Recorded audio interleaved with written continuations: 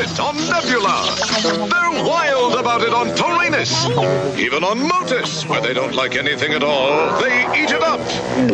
This is the Bob and Jeff Show, starring Bob Lutz. I got tremendous pleasure from watching Dexter over the years. I don't know why you want to knock it. Jeff Lutz. I killed a guy in his sleep last night. What is he, Bob Huggins? The only thing you offer this show I hated the voiceovers. is your 19 impersonations that sound the same. 97.5 and 1240 KFH. Strap yourself in and feel. Hello and welcome. It's a Monday edition, the Bob and Jeff Show, KFH Radio. We're here until 4 o'clock today. Bob Lutz, Jeff Lutz, your co-host. Max Power producing, engineering the show. Another hot one here in late July. No surprise there. We'll have some NBC baseball talk.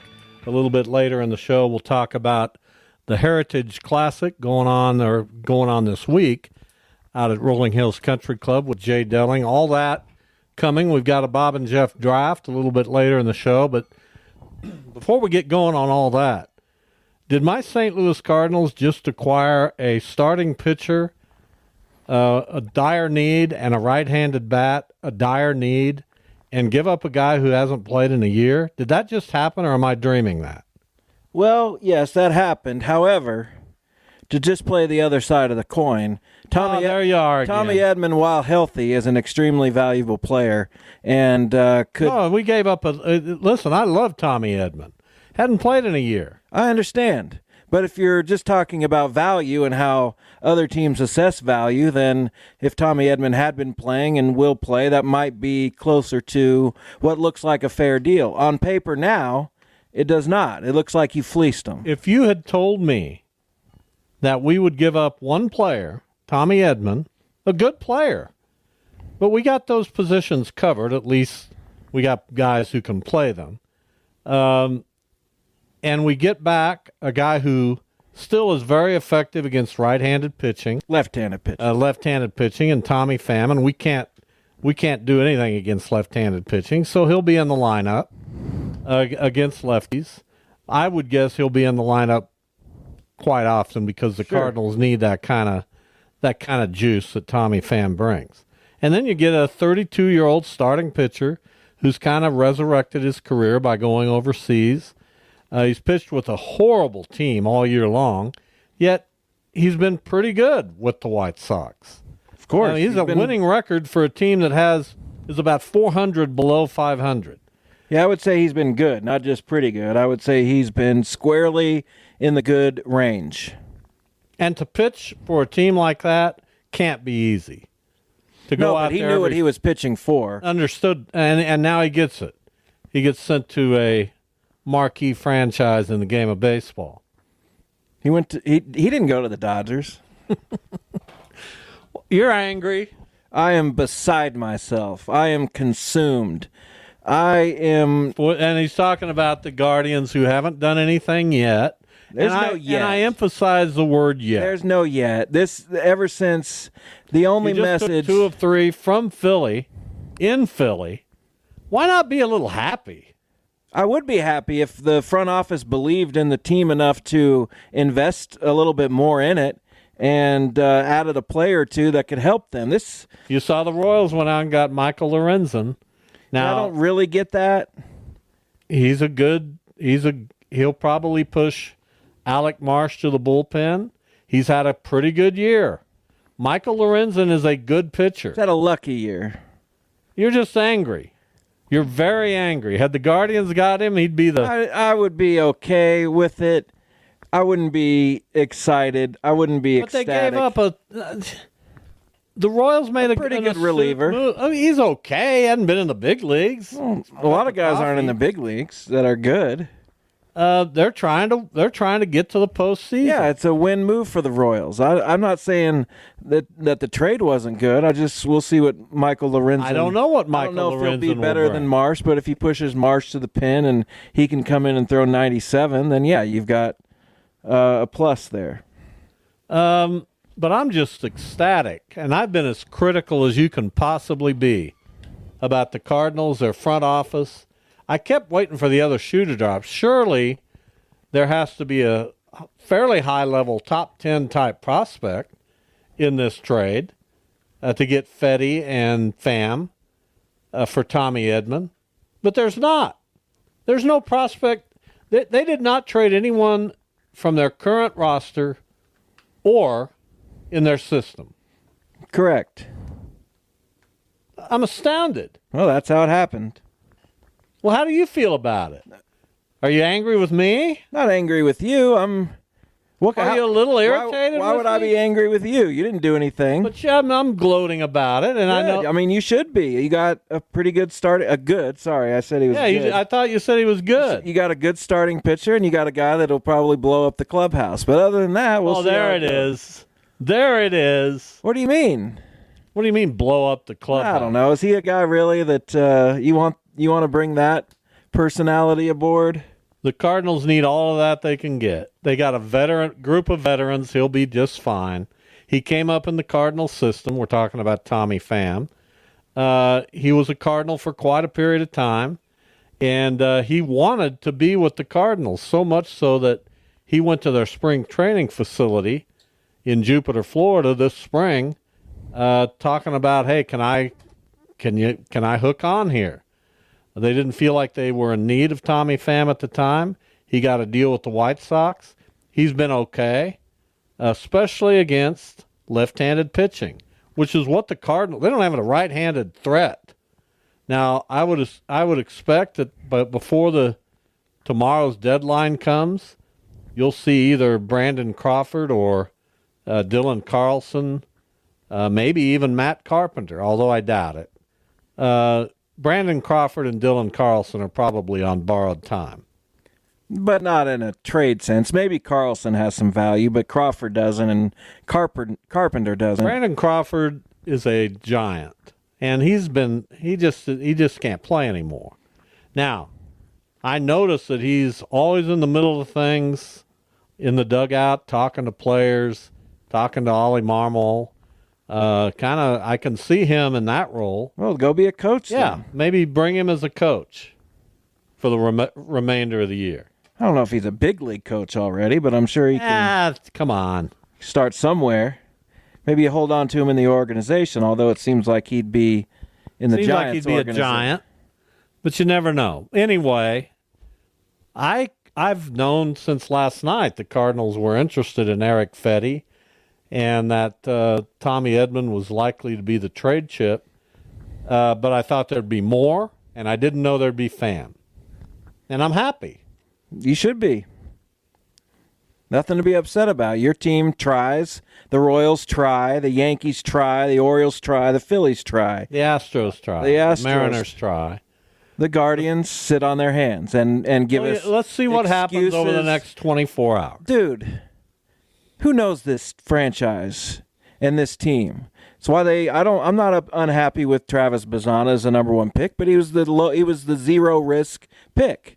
If they had taken Charlie Condon, then you can maybe they're starting to evolve, but they are a zero risk franchise and they're happy with 85 wins. So whatever. Well, I feel you. Are you leaving them? This is tough. It is. Are you considering leaving the Guardian? No, but I will. That's what you said in your text. Yeah, and I will continue to say it. I will continue to blow off steam that way because I'm hot and I'm burning hot, and I'm not going to be with my phone tonight. I'm not going to put myself through that. I'll look at it at 9 o'clock or 10 or whatever and see if anything happened. I know that it won't. And we'll move on to tomorrow and see what happens. Nothing. Well, I don't know. We'll see what happens. Right. And you'll be on your phone. You can't resist. No, I'm not gonna be. I'm not gonna be with my phone. Where are you gonna be? I don't know. We're not gonna be. I want to hear more about. I don't know what we're gonna do. You said but we might go somewhere, but really? I'm not taking my phone. You're just gonna leave your phone home. Yeah, that's right. What if I try to get a hold of you? You can text Shannon. So you're going out for dinner and you're going to leave your phone? Not necessarily out for dinner, just going out. Where are you going? I'm curious. I don't know yet. What does that mean? Is that because you don't want to pay attention to the trade deadline? That's correct. So you just want to go out? Yes, I want to wash my hands of it for tonight and back at it tomorrow, which will be agonizing and painful. But eliminate the agony and pain for this evening. And you're not going to say, Shannon, look up ESPN for me. No. What if I text her? Hey, you better check this Guardians move. Please don't. What if it's a great move? Well, then You don't want to know about it? no, I do not. Because now that you've said that, if we don't get a text, then I'll know that nothing happened. So just let it go, let it be, leave it alone. But if you do get a text, But I don't want a text. well, I'd want to know. I only want to be. You texted me some congratulations, like I'm just on my phone all the I time. want to be Why disappointed. did you do that? Why don't you tell me what happened? I instead figured of- you knew you got Fetty. I figured you'd I'm be. not, but when just I'm involved in League 42 things, I'm not checking this stuff. So why didn't you say, hey, good move you guys made getting Fetty? Just wanted you to find out on I your didn't own. know what congratulations meant. Well, My I didn't- first thought was that KWCH had decided to honor me in some way. Yeah. Well, I don't know. For what? I don't know. I said in some way. That doesn't sound like good journalism. Probably not.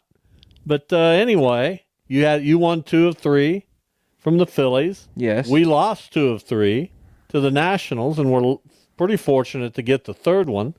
The Royals, after winning the opener against the Cubs, lost 2 of 3, and the Cubs are one of those interesting teams to watch at the deadline. They got Paredes.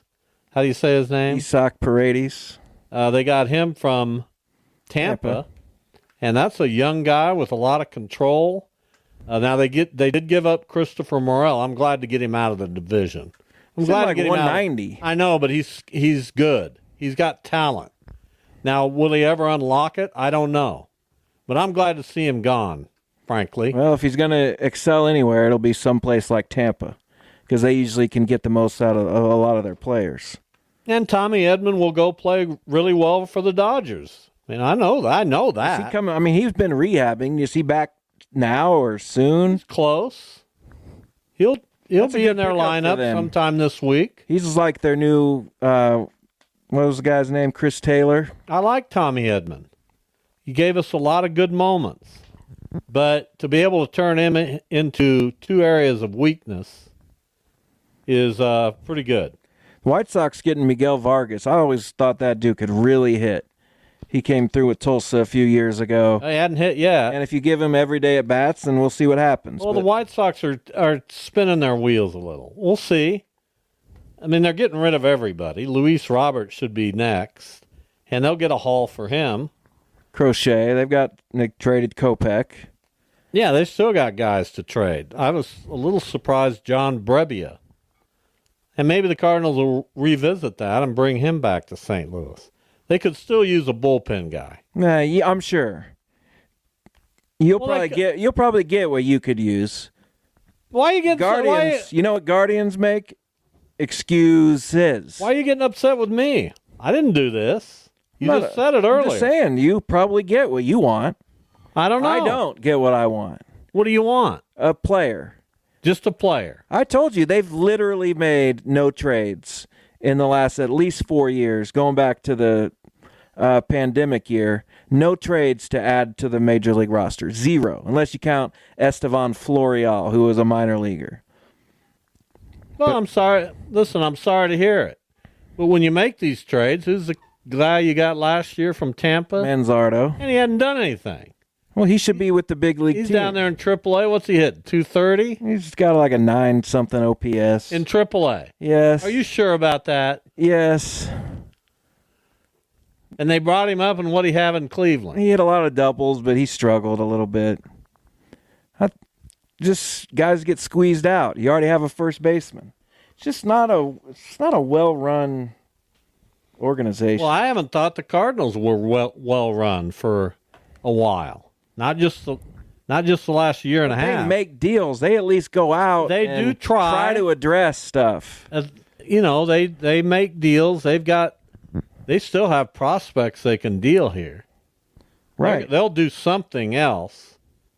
before Well, even the if trade they don't, deadline. you came Yeah, away but they'll with do something else. They've got to get a bullpen person. well, good luck. They don't have it in their bullpen. They just don't. So they got to get another arm, and we'll see if they can pull that off. I'm sure it'll be fun for you. It's not fun for me. Well, I wish you the best. I hope things happen. Thank you. They won't. We got through baseball around the clock out at X Stadium with the NBC World Series. A little bit of a rain delay pushed things back some, but a lot of games played. They're making headway. 4 more games today, 4 tomorrow, and then the top 3 teams in each pool, 4-team pools, advance to a single elimination bracket that starts Wednesday. Correct. Right now, the Derby Twins, and we'll be talking to their coach, Colton Flax, they're 2-0. They're one of those teams that is for sure going to go to the bracket play.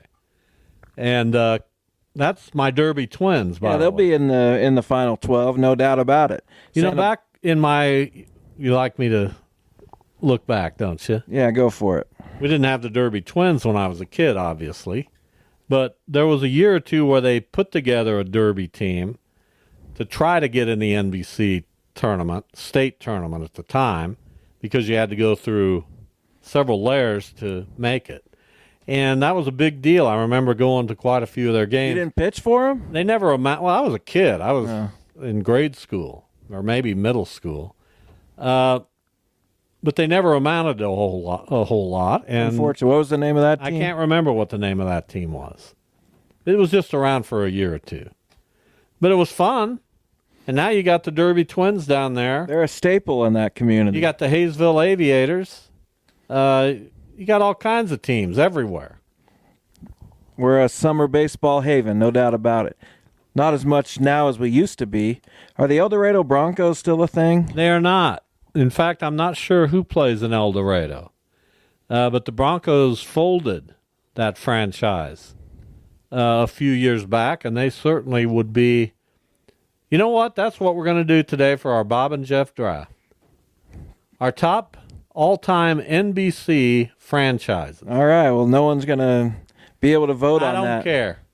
That's the draft? That's the draft. Max can't even weigh in. He doesn't really know much about the NBC. But that's going to be the draft today. And that'll be fun. I look forward to that. Top 8 each. My friend Scott reminds me we did get Noah Syndergaard last year, so I apologize. Well, there you go. And he was fantastic. Yeah, he's They only cut him about a month later. well. You're with a team that's for whatever reason, and it's a lot of it has to do with where do you rank in attendance this year? Pretty strong. With a really good team. We're well over 1 million. We're on pace to do Where do you rank? I don't know where they rank, but the fans have shown up for the Guardians this year and been supportive and been loud, and they're a good team at home, and a lot of people want to see them succeed to a level they haven't succeeded in 76 long years. The Cardinals are 6th, with a marginal team.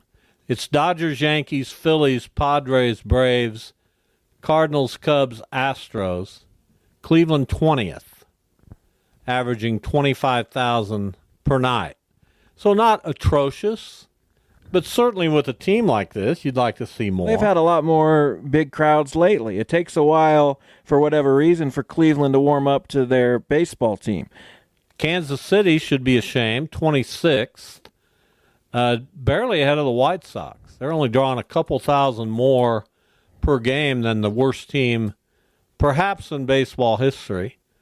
So, yeah. Baltimore only 18th. I don't know why fans don't go to their games. It's weird. Colorado still draws 30,000 a night. How does that? With a terrible franchise. How does that happen? Because you're in Denver and the weather's always great, Yeah. and there's nothing like being outside at a ball game in moderate temperatures. And yeah, they should be celebrated for continuing to show up for a team that hasn't rewarded them.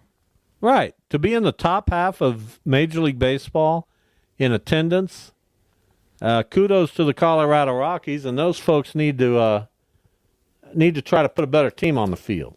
And they're getting there. Charlie Condon will help. Maybe they'll make some strides. Maybe. Time for a break. When we come back, Colton Flax, manager of the Derby Twins. They are making a push in the NBC World Series, 2-0 in pool play as we speak. Back in action tomorrow night at X Stadium. We'll talk to the head man of the Derby Twins, Colton Flax, next. Bob and Jeff Show, KFH.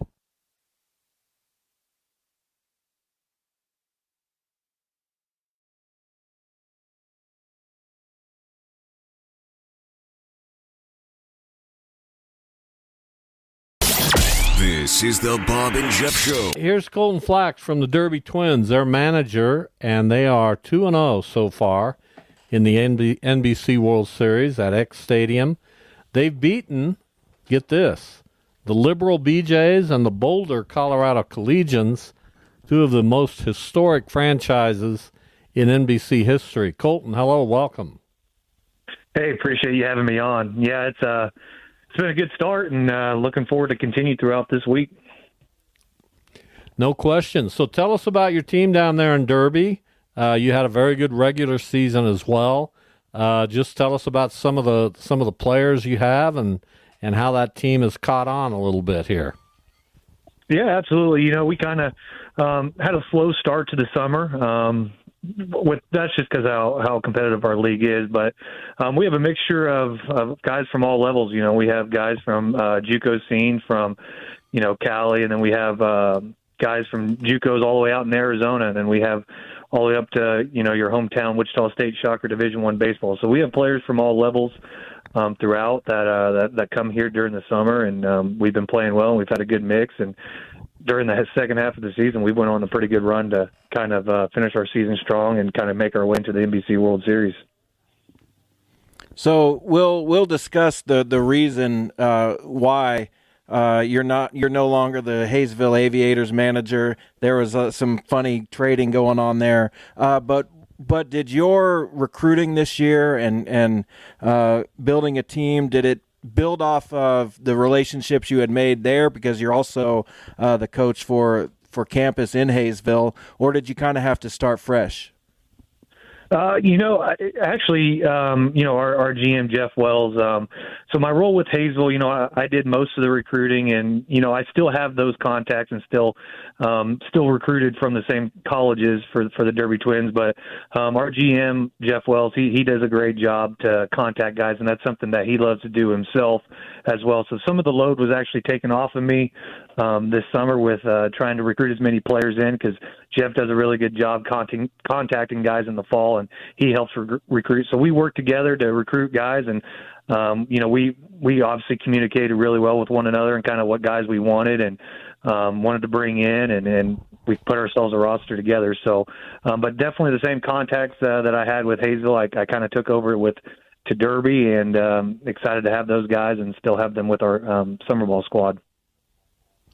Talking with Colton Flax, as Jeff mentioned, also the head baseball coach at Campus High School. You get your opportunity to coach collegiate baseball in the summer. How does that work out? Which of those do you prefer? Does it kind of rejuvenate you, I would guess, in both ways, going from high school to college and then college to high school?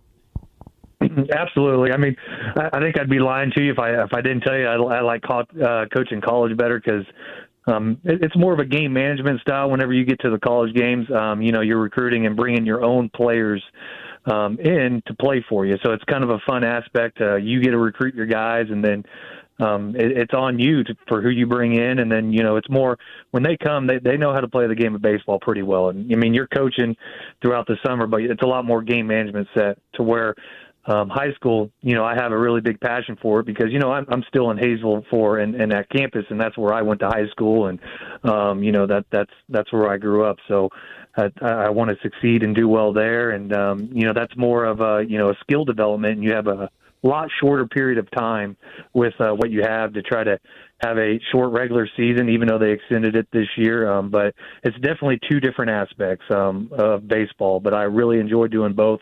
But if I had to choose one, obviously, I think most guys would enjoy the summer college baseball style because it's more laid back when you kind of bring in your own guys, and obviously the talent's wild. But again, there's nothing better than being the head coach for my hometown where I grew up and played as well.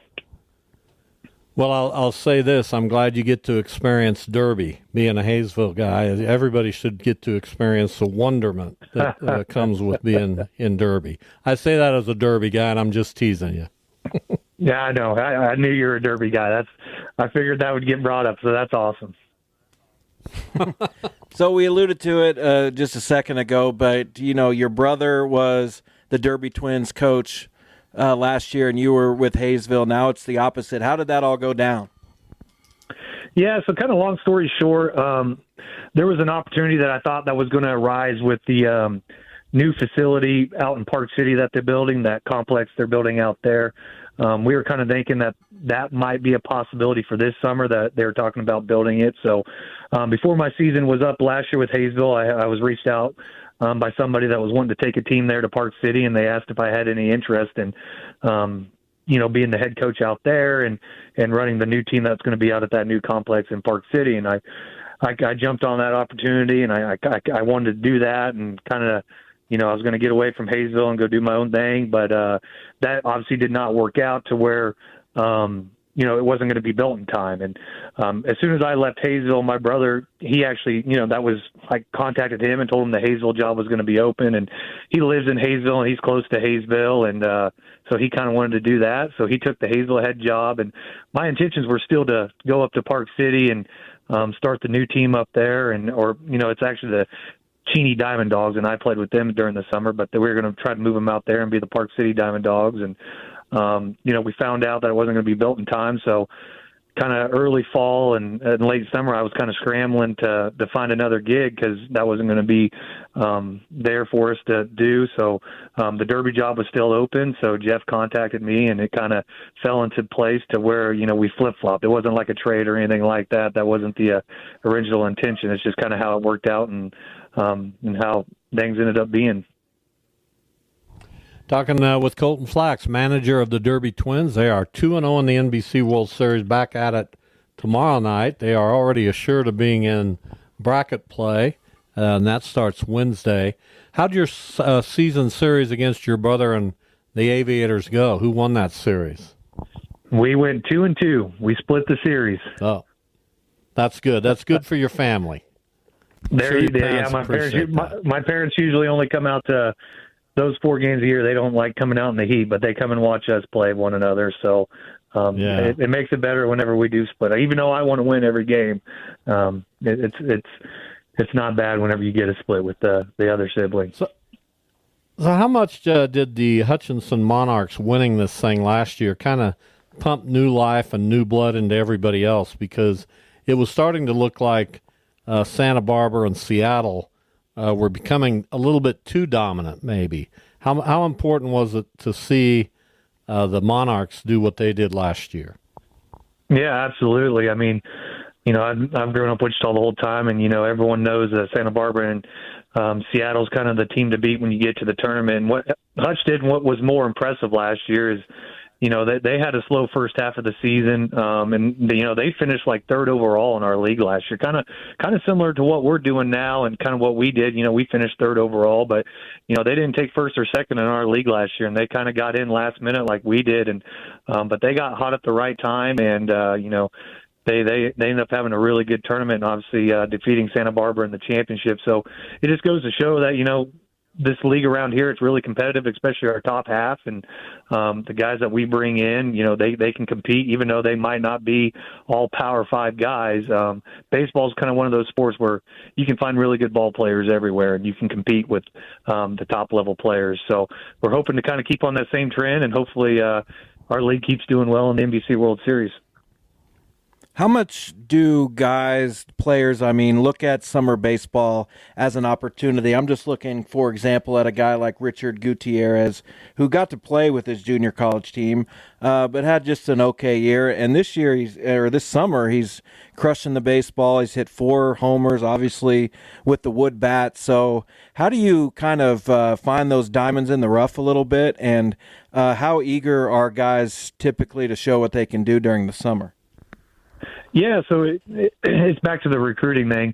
It's a little easier to recruit JUCO guys just because anywhere but Division I baseball, even Division I baseball, they finish kind of late into the season. And, based on where you're recruiting out of, if there's Division I talent that's playing in postseason baseball, they're going all the way into June and into the middle of June. So it's a tough thing to have guys and have a team ready to go. Whenever our season started. We started on June 1st this year. I think our guys reported on May 27th or May 28th. So, you kind of got to recruit the JUCO level guys and Division II and, maybe mid-major D1s.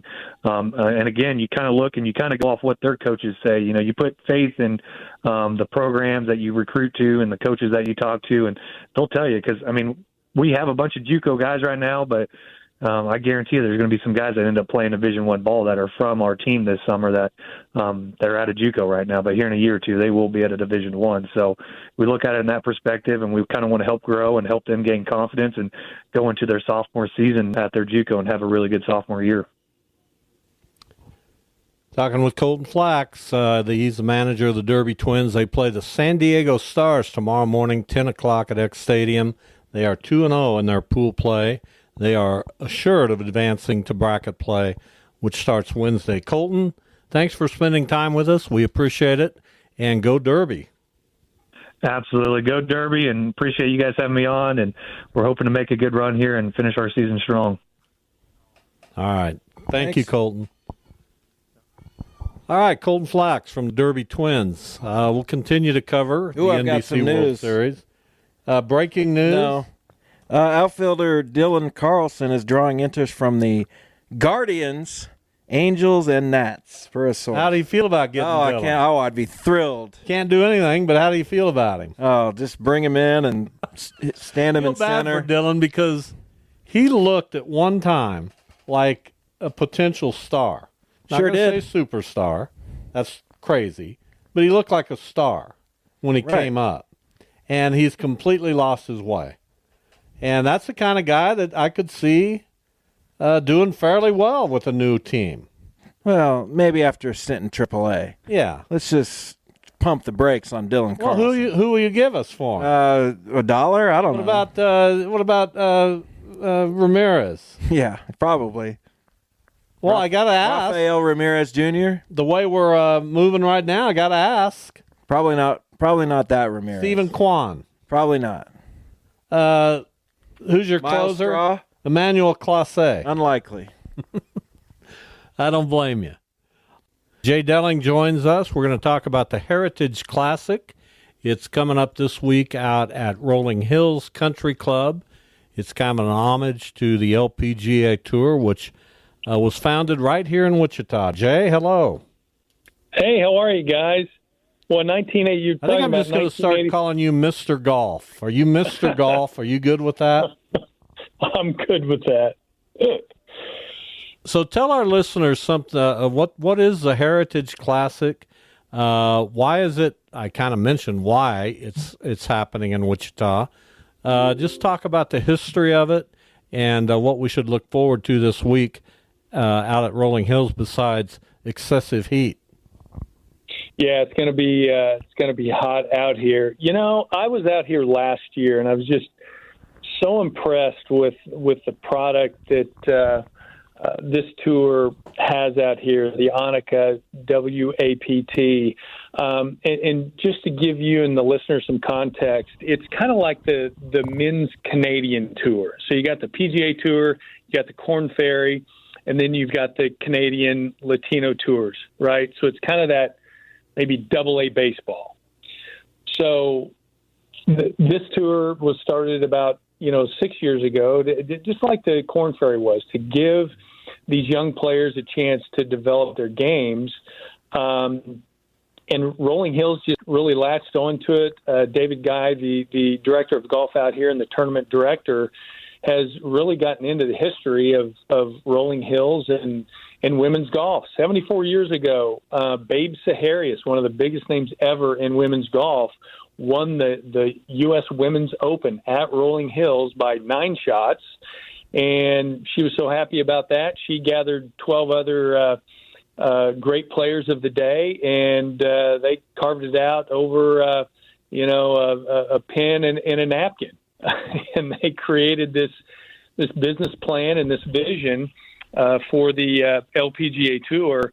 And so David Guy really wanted to kind of tie that into professional golf, and this opportunity for the Annika Sorenstam, who has put her name on it, the WAPT Tour.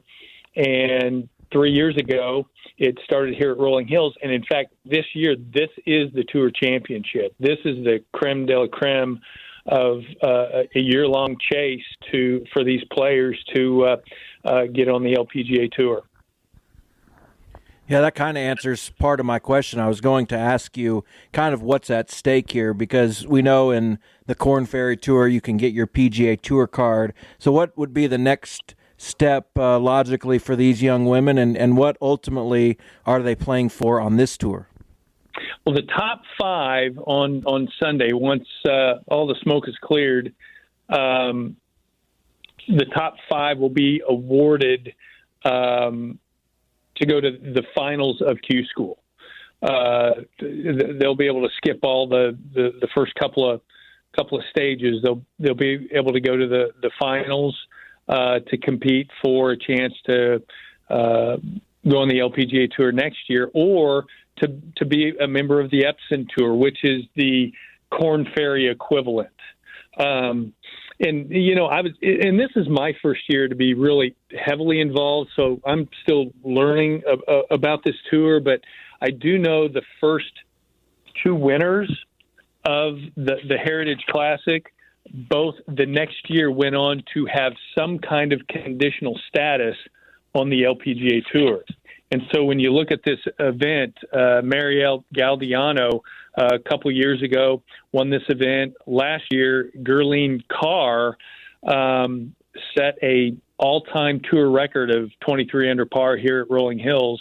And, the next year, this year, she's got some kind of conditional status on the LPGA Tour. So these girls can play. I watched 9 holes of the final group last year, followed them for the first 9 holes. They played in threesomes, and the threesome carded 8 birdies accumulatively on the front 9. So it's what got my attention, because I didn't know what to expect. I didn't know the kind of play that this tour had, but I was a little surprised, but I was certainly impressed. And then you guys know me. I'm a sucker for history, just like you two are. And I fed into all the great stories about how Rolling Hills is a huge part of the development of women's professional golf. Talking with Jay Delling, he's involved with the Heritage Classic. It's running all week, but the tournament itself, Thursday through Sunday out at Rolling Hills Country Club. And we look forward to that. Actually, Wednesday, right? It starts on Wednesday. No, the Pro-Am's Wednesday, and then tournament proper starts on Thursday. Okay. So what level of player do we have here? Are these mostly collegiate players from the United States? Are these international players? Is it a mixture? What kind of field are we looking at? Yeah, 127 players representing 18 countries, and we have players that have played in U.S. Opens, U.S. amateurs in the last couple of years. We've got college All-Americans, a lot of 21, 22, 23-year-old ladies that, again, much like the Korn Ferry Tour. I mean, that tour has just gotten so young. And as I look over the starting field and do a little bit of research on these ladies, a lot of them are that 21, 22, 23 years old. Haley Cooper, for example, has only played 3 events this year. Fresh off a great career at Texas A&M, was a college All-American. She's played in the U.S. Open. She's 4th on the points list in only 3 events. Get this, she's got 2 wins and a 7th place finish. So these girls can play. I expect Haley Cooper to be on the LPGA Tour next year. So there's a lot of stories like that. One of our own local players, Kinsley Jones, the granddaughter of Greer Jones, received a sponsor exemption. She's had a great high school career. She'll be a senior next year at Mays High School. She's already won 2 or 3 state championships. I'm a member out at Reflection Ridge and live on the first hole. I see her out there all the time. Greer's out there working with her. So it'll be interesting. This will be her first professional tournament. So some local ties there. So a lot to look forward to. We're going to have good weather. It's going to be hot weather. You don't have to pay a penny to get in. Free admittance to watch, the future stars of tomorrow in women's golf. I don't know how closely you follow it, Jay, but what have been your observations about the LPGA Tour? I know Lexi Thompson is retiring. Michelle Wie retired a few years ago. It seems like the tour had always kind of been built around 1 or 2 stars, mainstream people. Annika Sorenstam has been one of those in the past. Do they have that now? And with women's sports in general kind of taken off, is the LPGA keeping up, in your opinion? Yeah, I mean, there's just so many great players from Asia, and they are great players. So the U.S. actually has the number 1 ranked women's player in the world, Nelly Korda. If you remember Peter Korda, who was a pretty good tennis player, played professionally, but Nelly is the number 1 player in the world. And there for a while Scotty Scheffler was winning his, 4 or 5 tournaments in a row, she was doing the same thing during the same time on the ladies tour. And so she's a very dominant player. And there's several other American women players. And again, they're all young. They're all very young. So I think the women's game is in a pretty good shape. I mean, they're playing for $125 million this year, the purses on the LPGA Tour. And I think the purse at Rolling Hills for the U.S. Women's Open in 1950 was, I think, $4,000, the total purse. So they come a long way. Talking with Jay, yeah, that's pretty good. That reminds me of the way my salary's gone up lately. Jay Delling, our guest. Jeff didn't like that, by the way. He looked off into space like, what's this old man saying? Oh, well. Yeah, I didn't get that one. Yeah, he didn't get that one because he didn't get he didn't get his allowance when he was growing up. That's right. He saved a lot of money that way. So Jeff alluded to the fact that women's sports is kind of in the spotlight in many different ways right now. And with what's going on the PGA Tour and LIV and the way that's kind of been divided, it seems to me like this is a really good opportunity for women's golf to at least get into the spotlight a little bit, and that this tournament in particular could really take off and become another tournament, another golf tournament in Wichita that we very much look forward to every summer. Do they talk like that around the Heritage Classic? Do they see the potential for growth?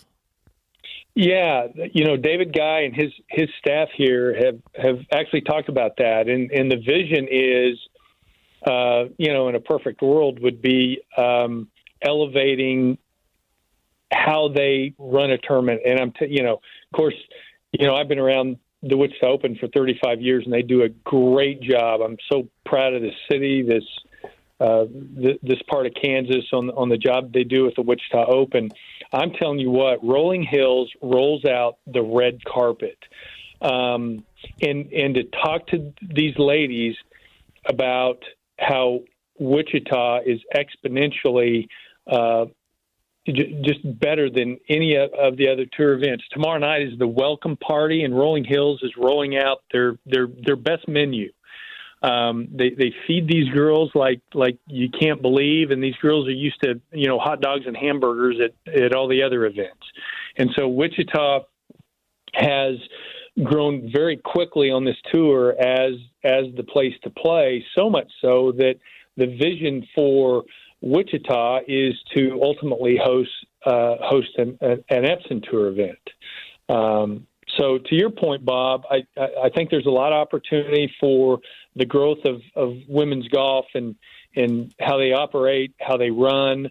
Again, to Jeff's point, I think there's some emerging American professionals who are making the game fun to watch. I mean, if you follow Nelly Course, she's got a really good personality. She's fun to watch. She cracks jokes, and it's like, playing with a buddy on Saturday morning. So I think there's a lot of potential, as you said, Bob, for this tournament for it to grow. And Wichita's a good place for it, because we know that Wichita wraps their arms around yearly iconic athletic events. The NBC tournament has been around for, a million years. The Wichita Open has been around for 35 years. And I think this is a great addition. All right, Jay, we always appreciate it. There's a bunch of shade trees at Rolling Hills, so if you want to get out and watch and try to stay cool, you can certainly sit or stand in the shade. We appreciate you coming on to talk about this tournament. You got it. Appreciate you guys. Thanks. All right, Jay Delling from the Heritage Open coming up this week, Thursday through Sunday, at Rolling Hills Country Club. We've got a Bob and Jeff draft coming up in hour number 2. Tomorrow on the show, comedian Felipe Esparza will be among our guests. We look forward to that. Stay with us, the Bob and Jeff Show on KFH.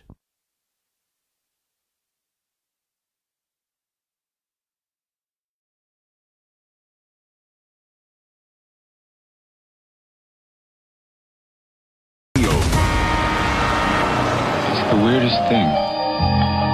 I feel like I've been in a coma for about 20 years, and I'm just now waking up. This is the Bob and Jeff Show, starring Bob Lutz. I remember playing some of my best ball when it was freezing outside.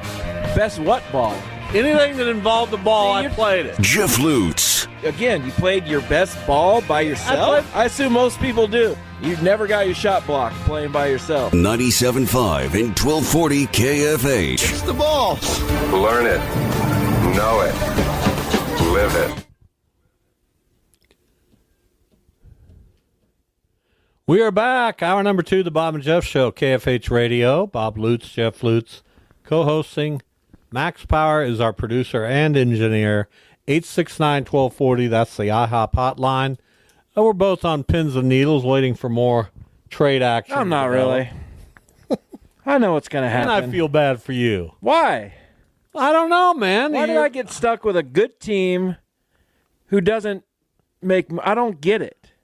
I get you're a small market, whatever, blah, blah. It was just excuses. Baltimore's kind of the same market. They have an owner, though, who... And they're moving like crazy. They're trying... They're going to acquire a...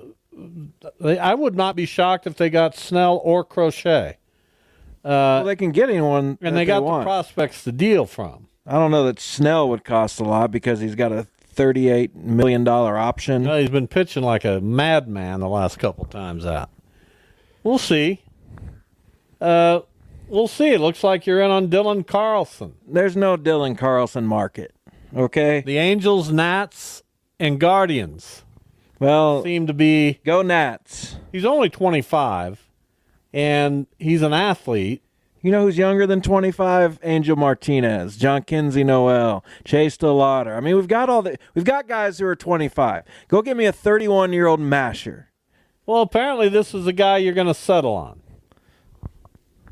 I hope not. And listen, I did something I've never done in my life, and that's turn on notifications from baseball writers. Crazy. So if something happens, I'll get a notification. I bet I beat them to it. It'll ping my phone. Excellent. I feel like I'm in the know. Well, good. Better than just refreshing Twitter all day. Listen, this baseball trade deadline is something I've loved every year. Sometimes the Cardinals make good moves, sometimes they don't, but they usually make moves, right? Right. Last year they were sellers, and they brought some interesting prospects into the fold. Have any of those guys really stepped forward yet? No. Isn't Sagasi, but he's in AAA. Where's he going to play, though? He's starting to figure it out. We got to put him in the outfield or something. No, he'll play in the infield. Where? Third. I guess. I mean, the Cardinals could shock us all and trade Nolan Gorman. What if we threw him into the deal with the Guardians? Pass. Again, we have plenty of young guys who could or 40 home run potential young guys. Yeah. Who? John Kinsey Noel. Did you see the ball he hit yesterday? John Kinsey Noel. Yes. Did you see the ball he hit No, yesterday? I didn't see it. Oh my God. No, Just I'm not. absolutely hammered it. Well, good. What's he hitting? He's hitting 250. He's a power hitter. Strikes out a lot. Doesn't walk a lot. But he'll get into one occasionally and make himself worth it. Nah, those are the kind of guys. They're like Nolan Gorman. Those are the kind of guys you always think, oh, if he could just cut down his strikeout rate. But he and doesn't 10 really. years later, you're looking at a guy that it's just not working out. He's not You know going what to I'm hit 190 like Nolan Gorman, though. he'll hit 190. He had a good year in the minor leagues. He's up. So did Nolan Gorman. Who cares? He's figuring stuff out. Just be on the lookout for John Kinsey. No, I'm not. You know what they call him, right? You sound like me with Nolan Gorman a few years ago. You know what they call him, right? Big Christmas. Is that guy going to fail? No chance. Of course he has a chance to fail. Not even a little bit. How old is he? I don't know, 22. Still a young guy. Well, I don't know. Listen, now you're starting to get optimistic again. Either you're going to be in or you're going to be out. I'm optimistic about John Kinsey Noel. I'm not optimistic about a lot of. He's 23 in 14 days, so he just turned 23. Well, listen, He's a youngster. I hope the best for him, and we'll see. We'll see what he does. He's already been worth a sixth of a win. But I feel it in my bones that the St. Louis Cardinals aren't done. Okay. That doesn't mean anything. And that's why. I mean, the reason why is because what'd you get? the reason why. Oh, we've just acquired Babe Ruth. Excellent. What do you mean? What did I get? Nothing I happened. fooled you. And don't do that. Wait a minute. What did I get? New notifications for Bob Nightingale. Well, I'm sure he's tweeting, but he's not tweeting about the Cardinals. You never know. You never know. Mariners get Justin Turner. Which helps them. I guess. I mean, it's a bet. He's 50. Doesn't matter. They're trying to get to where they want this year. That's what all this is about.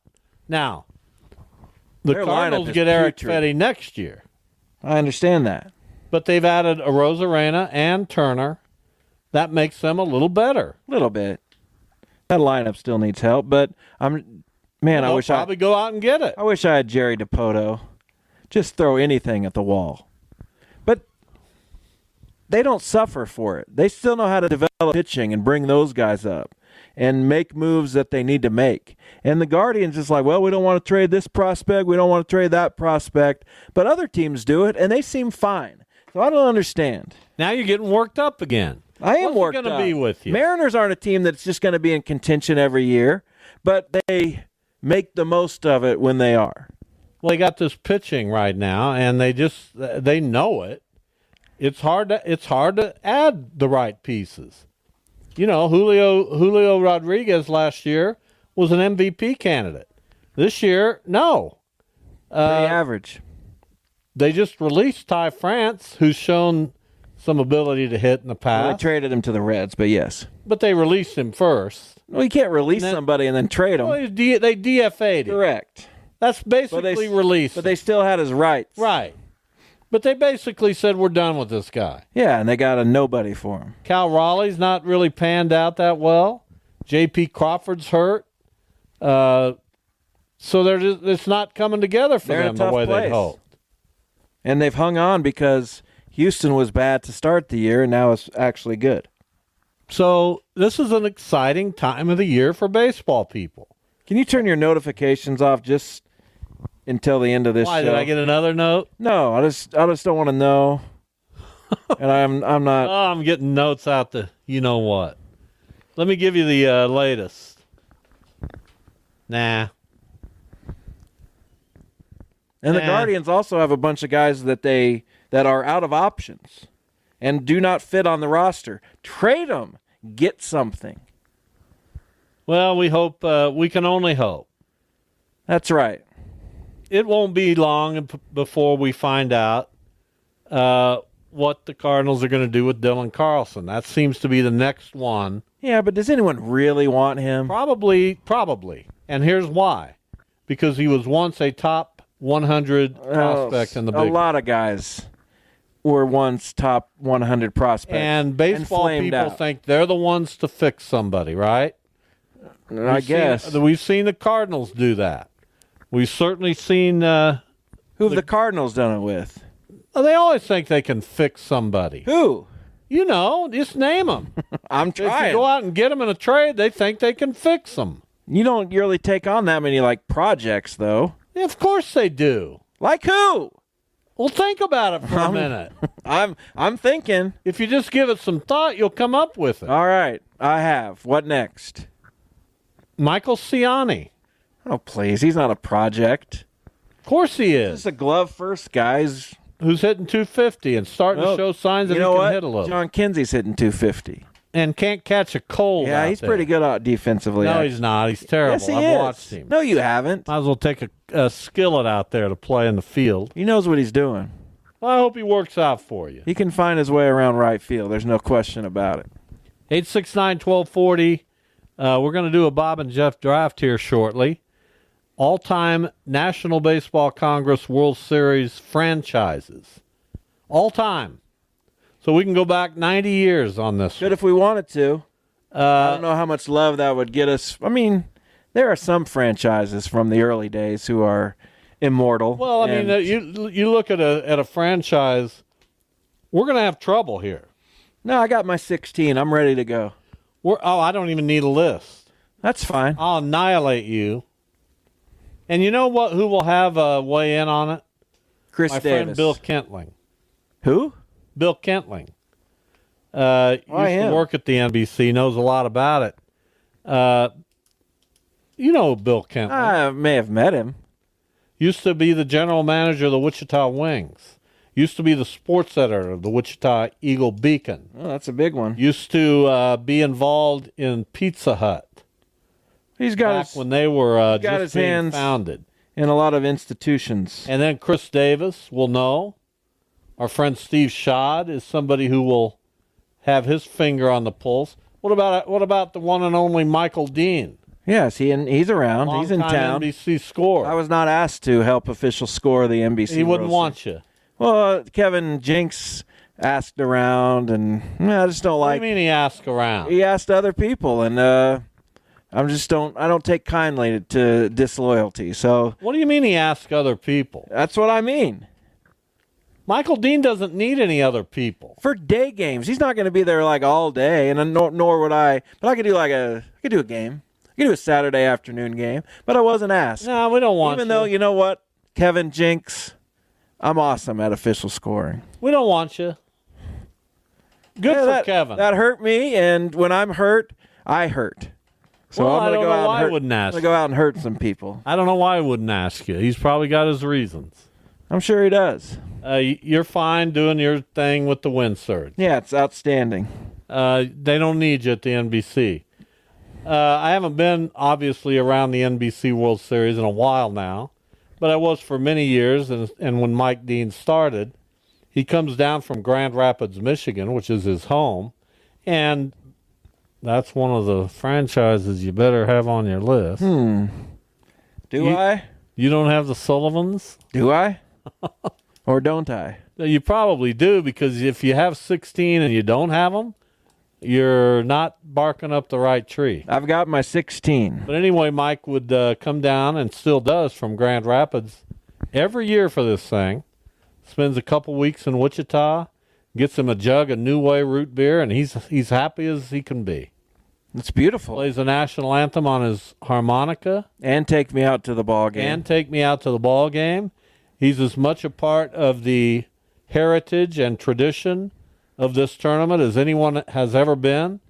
And I always enjoyed my time with the one and only Mike Dean. Just an average scorer, though. No, he's a great scorer. And he knows more about scoring than you'll ever know. You think?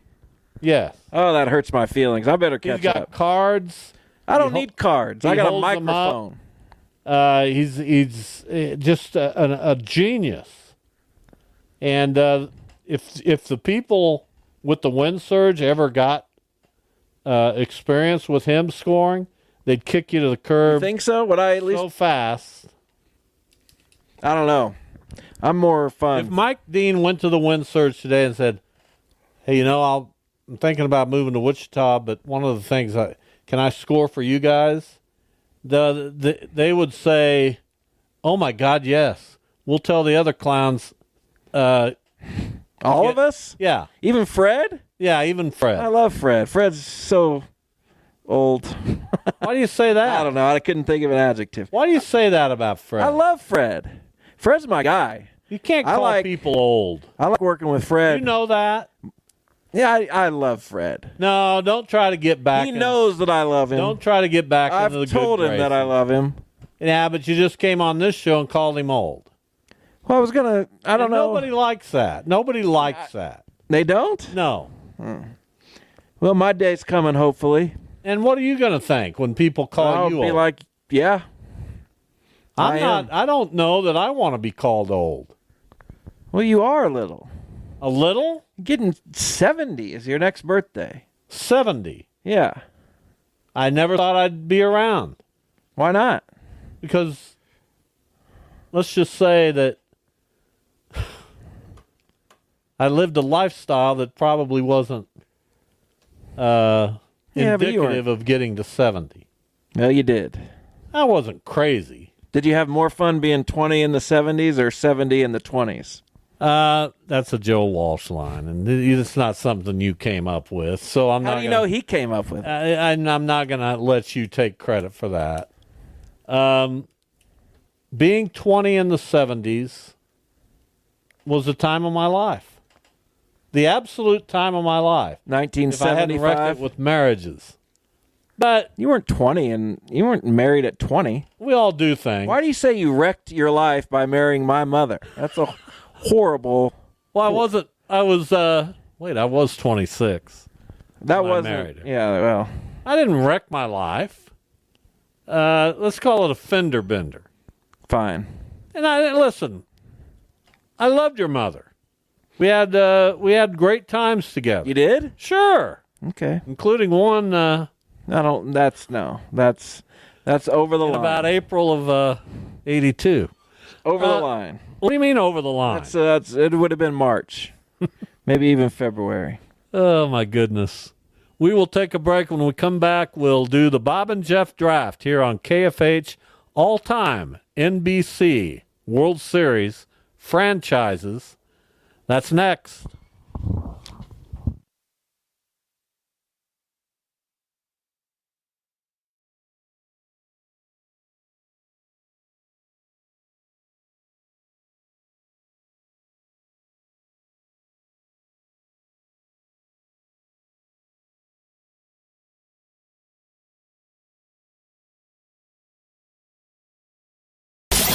This is the Bob and Jeff Show. We are joined by Nick. Hold on. Before you take this call, just know that when this person arrives on the air, we got a big problem.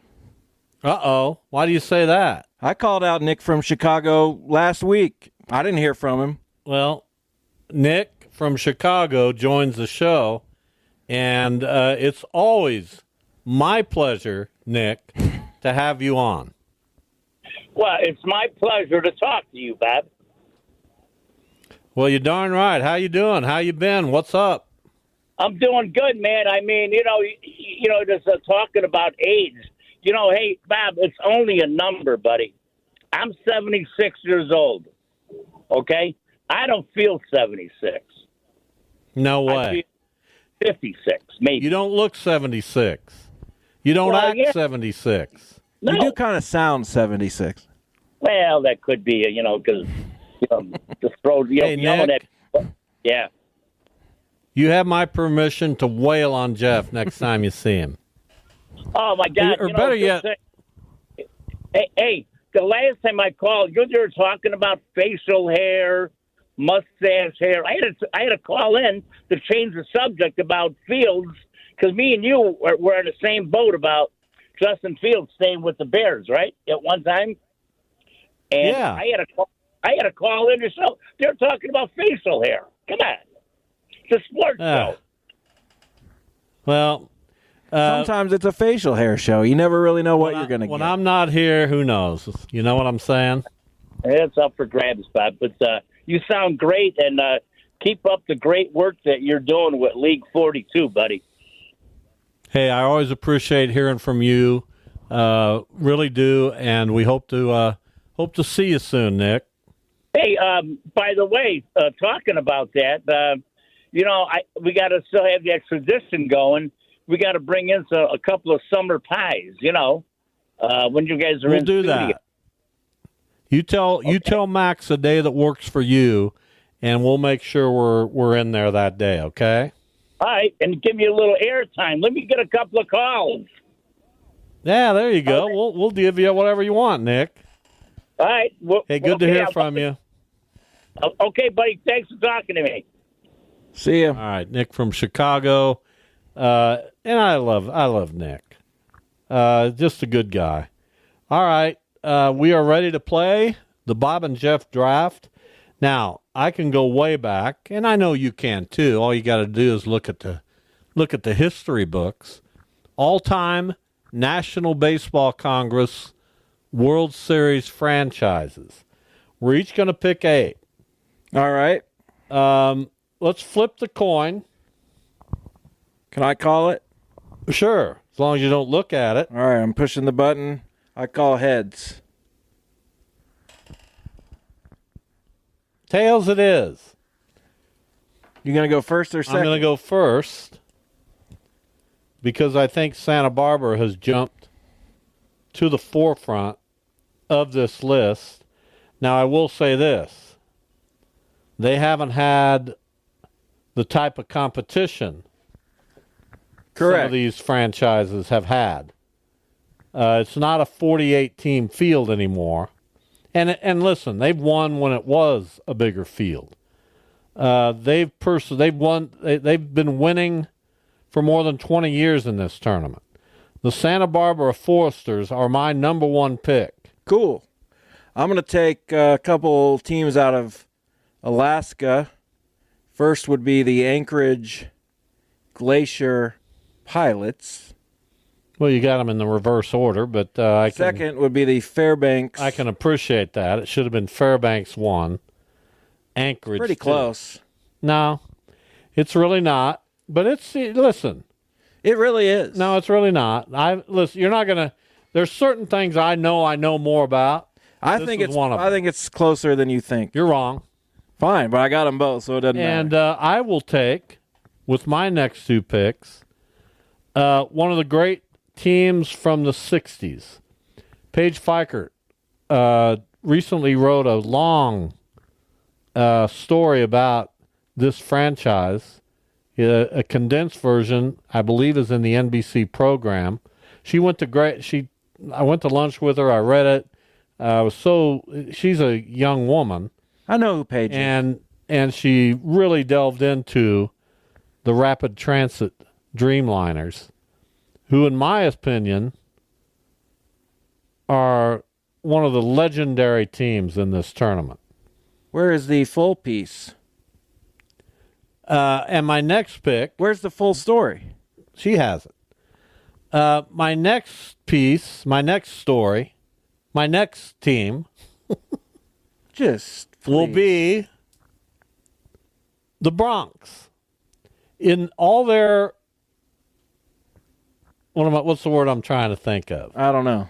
In all their forms. Started as the Wichita, that actually started as the Hutchinson Broncos, then went to Wichita for an amount of time, then to El Dorado, and won a bunch of titles, had great teams. The Wichita, Hutchinson, El Dorado Broncos. All right, I'm going to go with some more recent lineages and a couple winners over the last 10 to 15 years. Seattle Studs and the liberal Kansas BJs. Liberal. Love them. Big part of my youth, I was a big liberal BJ's fan as a kid. My next two picks will be the aforementioned Grand Rapids, Michigan Sullivans.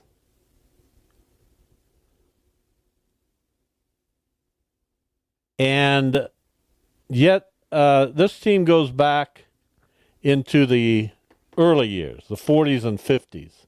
And they were a dominant NBC program.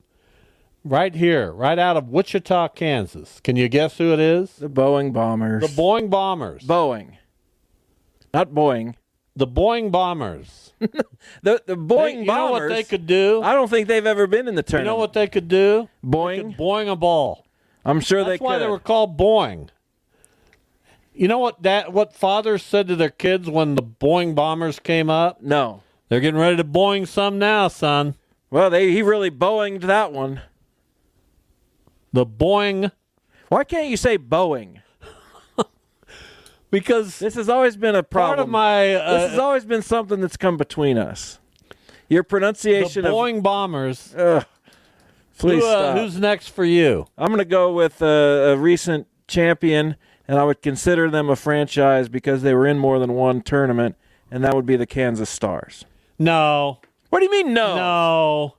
You can't have the Kansas Stars. Because that was an anomaly. That's a franchise. That's not a franchise. Of course it is. No, you continued to play after this. You can't have the Kansas Stars. I am having the Kansas Stars. Oh, brother, what a outwardly cheat. How? If I'd picked them, you don't think I would have picked? I didn't even write them down. They won the tournament. You know what? In fairness to the integrity of the Bob and Jeff draft, I'm not going with a team that played in 2 tournaments. They won it. Good grief. That is... So, some people might vote against that. That is awful. And I will also take, with my 6th selection, past champion. Which one, though? The Mat-Su Miners. And not only did I make that selection just now, I feel really good about it. Well, that's a dumb pick. Why? There's an Alaska franchise that should go way ahead of Mat-Su, and I'll be picking them right here, the Kenai Peninsula Oilers. I'm pretty sure Mat-Su won more championships. No, you'd be wrong, and you'd be dead wrong. I don't think you know what you're talking about. And, well, I don't care what you think. And my next pick, another local team from the 60s that went toe-to-toe. This is why you're going to lose. The Service Auto Glassmen. The Service Auto Glass Club. Never won. Of course they won. When? What year? 64. You couldn't sound more ill-informed. They won in 64. The Dreamliners won in 62, 63, 65. The Glassmen were always in the mix. Next. Mat-Su won 97. Yeah, Kenai did about the same. No, Kenai won in 77. They won again in 93 and 94. They're a 3-time champion. Matsu's a one-time. No, team. they've at least won twice. They've won one. No, they won in 87. They won another time. Oh, in 97. Well, Kenai's won more. Fine. Next. I'm going to take a couple staples of my youth and beyond in this tournament, the Midlothian White Sox. Not a bad pick. And with my final selection, I will go with the Ozzie Smith-led Clarinda, Iowa A's. All right. Not bad. Feel good about it. Yeah, that's not bad. I will go with a dominant franchise from the 60s and 70s in this tournament. They won in 78, they won in 67, and they won in 66. And they're in the field this year. Boulder. The Boulder Collegians. I think that is a clear win, and I should win. I have a lot more historical knowledge than you. I didn't go for the historical knowledge. I went for what are people going to vote for in the year 2024. It's a lot of fours to end three straight sentences. Chris Davis will be calling shortly. Chris Davis, a longtime friend of ours, his father Larry, ran the NBC for a long why don't we time. get a young guy? Why don't we get Josh Robertson in here? Here's Chris Davis joining us, longtime friend of ours, a guy that I spent hours with at the NBC World Series back in the day when I was covering it for the Eagle and he was shagging balls or doing whatever his dad wanted him to do. Chris, hello. Hi, guys. How are you? Thanks for having me. Well, we just did our Bob and Jeff draft, and we picked all-time NBC franchises. And we need somebody to judge it. So I'm going to let Jeff read his list first, okay? All right, sounds good. And then I'll read mine. And just know we went back and forth. So if you're thinking I don't have a team that should be on there, Bob will likely have that team. Okay, I have you. Anchorage. I have Anchorage, Fairbanks, Seattle, the Studs, Liberal, the Kansas Stars, the Matsu Miners, Midlothian, and Clarinda. Okay. Take it all in. Take it in.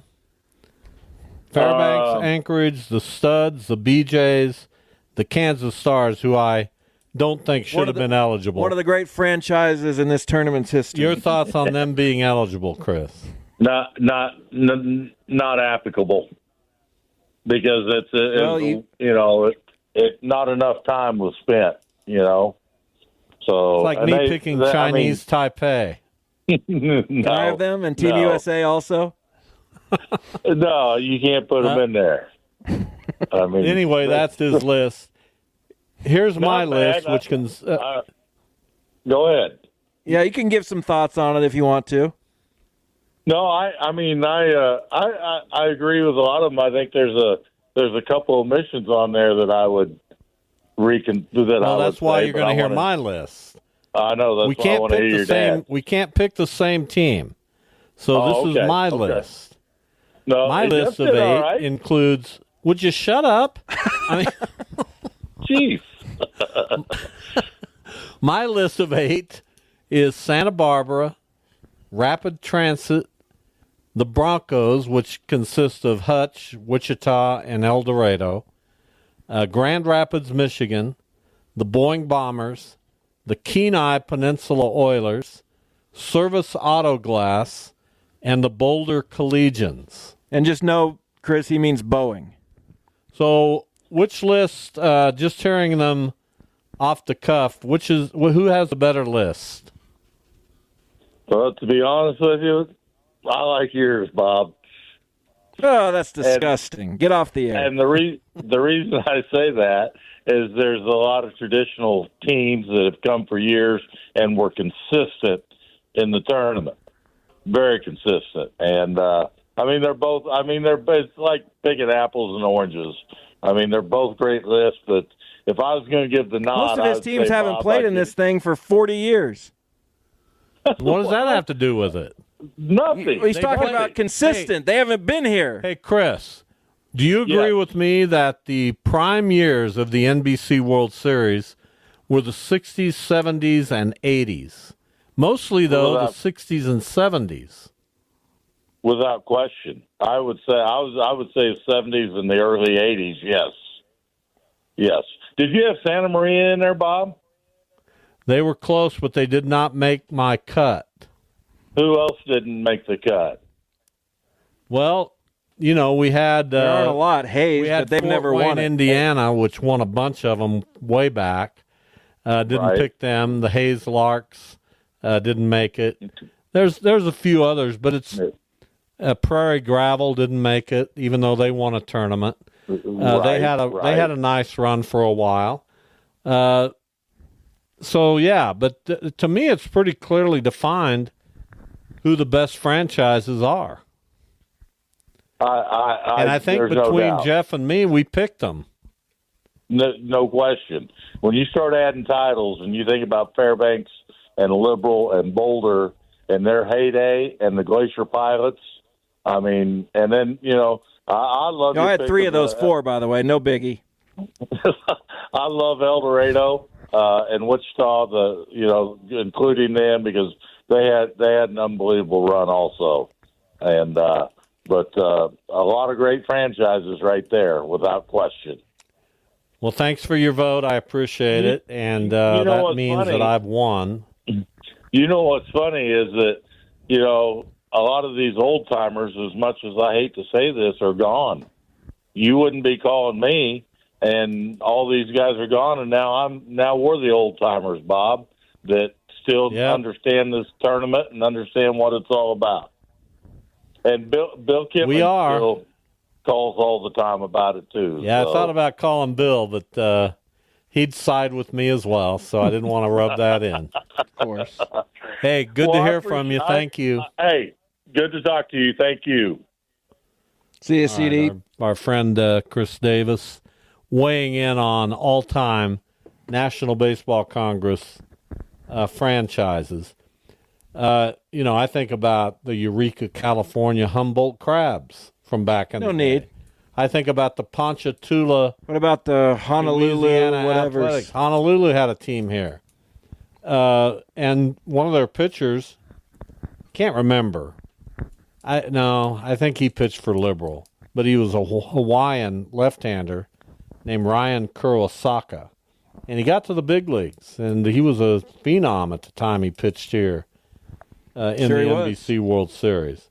And you underplayed Grand Rapids, but they won 4 No, of I these didn't. things. I know Grand Rapids was good. I just didn't have the space to pick them. I wasn't ready. They weren't up. When I just stop and think, I'm a very lucky guy. I have so many very good memories of covering this tournament back in the time when it was in its heyday in the 70s and 80s. Right. And then being there in the 60s with my dad and watching so many of these teams. I know everybody has a good stories to tell, but I'm pretty lucky when it comes to the sports I've gotten to see and cover. You No feel the question same about way? it. Basically, yeah. Yeah, but not quite as much. In some ways, not as much, but in some ways, enough. But never enough. Well, I wish we'll work on that.